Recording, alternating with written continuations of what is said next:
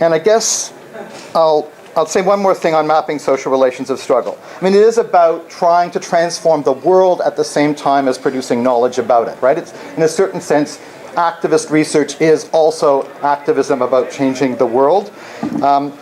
It's also about recognizing that we're operating within capitalist and oppressive social relations. We're operating against capitalist and oppressive social relations. And we also need to operate beyond capitalist and oppressive social relations, which is where I think prefigurative dimensions are really a crucial part of the type of research that we're doing.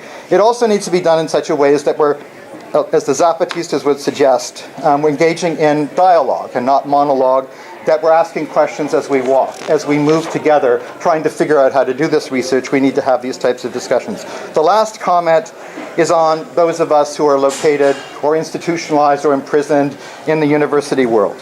And just some perhaps suggestions on how we can subvert and resist professionalization and institutionalization. And I realize I'm in a very different place from a lot of other people as a tenured faculty member, and a lot of people here probably are graduate students or sessional or other types of faculty.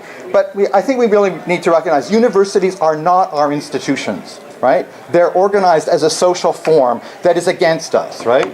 We need to be consciously disloyal to those institutions, right? To create spaces where we can be disloyal, to figure out how we can produce support for other people who may be more vulnerable in those university contexts so they can do similar things, to hold on to social spaces when we can seize them within the university world. And they are trying to take those spaces that we have established in the past back from us. There's also ways in which regulatory regimes around research funding and research ethics boards are being used to actually curtail the types of forms of research that we want to do.